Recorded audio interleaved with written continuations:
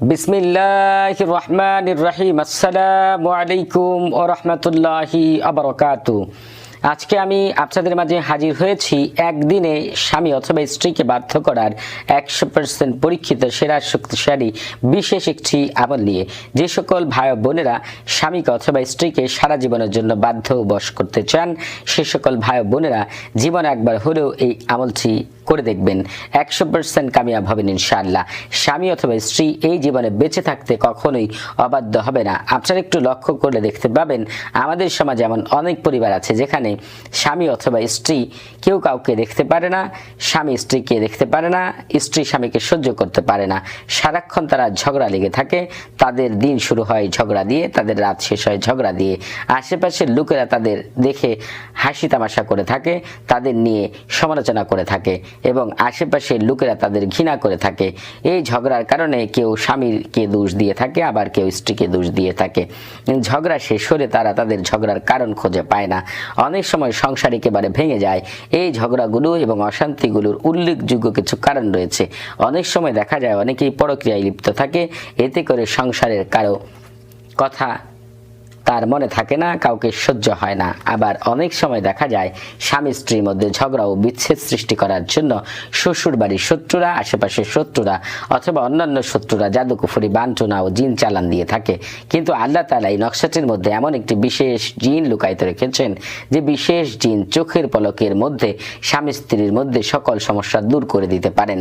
স্বামী স্ত্রীর মধ্যে এমন প্রেম, মহব্বত, আকর্ষণ, ভালোবাসা সৃষ্টি করে দেন, স্বামী স্ত্রী কেউ কাউকে ছাড়া কিছুই বুঝে না। দুজনের মধ্যে এমন প্রেম, মহব্বত, আকর্ষণ সৃষ্টি হয়, সবাই দেখে অবাক হয়ে যায়। যাদের মধ্যে ঝগড়া ছাড়া কিছুই ছিল না, কিন্তু এখন একে অপরের প্রতি এত দুর্বল হয়েছে, একে অপরের প্রতি মমতাশীল হয়েছে, দয়াশীল হয়েছে। কিছুদিন আগেও যারা একে অপরকে দেখতে পারতো না, এখন কেউ কারোর সাথে পরামর্শ না করে কোনো ভালো কাজে হাত দিবে না, কেউ কারোর সাথে ঝগড়া করবে না। তাদের সম্পর্ক ফাটল ধরাতে চাইলে তাদের সাথে তারা সম্পর্ক রাখবে না। তাদের মিল দেখে শত্রুরা অবাক হয়ে যাবে। শত চেষ্টা করেও তাদের সম্পর্ক আর কেউ নষ্ট করতে পারবে না। আপনারা এই আমলটি সঠিক নিয়মে করবেন, আপনাদের স্বামী অথবা স্ত্রীকে বাধ্য করা এই বিশেষ জিনের দায়িত্ব হয়ে যাবে। আপনারা এই আমলটি সকলের কাছে শেয়ার করবেন। এর উসিলাতে আল্লাহ তাআলা আপনার সংসার সুখ শান্তিতে ভরপুর করে দিবেন। আমার চ্যানেলে প্রেম, মহব্বত, ভালোবাসা, আকর্ষণ সৃষ্টি, প্রিয় ব্যক্তিকে হাজির করা, স্বামী অথবা স্ত্রীকে বাধ্য করা, শত্রু ধ্বংস করা, জালেমদের মধ্যে বিচ্ছেদ ও শত্রুতা সৃষ্টি করা, অবৈধ সম্পর্ক ধ্বংস করা, জিন জাদুকুফরি বাঞ্ছনা দূর করা, পুত্র সন্তান লাভ, চাকরি লাভ, আরো অনেক বিষয় আমল দিয়ে থাকি। এজন্য আপনারা চ্যানেলটি সাবস্ক্রাইব করে রাখুন। আপনারা এই আমলটি করার ক্ষেত্রে 10টি ওয়াজিব পালন করে আমলটি করবেন, 100% কামিয়াব হবেন ইনশাআল্লাহ। প্রথমে আপনারা আমার কাছ থেকে ইজাজত নিয়ে আমলটি শুরু করবেন। ইজাজত দেওয়ার সাথে সাথে আপনাদের জন্য বিশেষ কিছু পাঠাবো ইনশাআল্লাহ। প্রতিটি ভিডিও শেষে আমার নাম্বার দেওয়া আছে।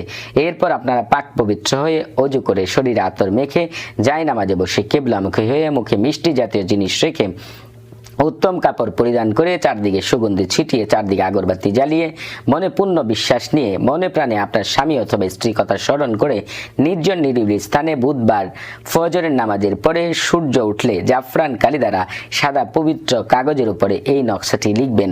যারা আরবি লিখতে পারেন না তারা নকশাটি প্রিন্ট করে নেবেন। বুধবার ফজরের নামাজের পরে আতারিত নজুমের 2 দল বিশেষ শক্তি পৃথিবীতে আসেন।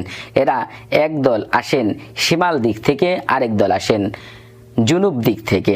এরা 2 দল একটি জায়গায় মিলিত হয় এবং একে অপরের সাথে আলিঙ্গন করেন, ফুল এবং মিষ্টি বিনিময় করেন।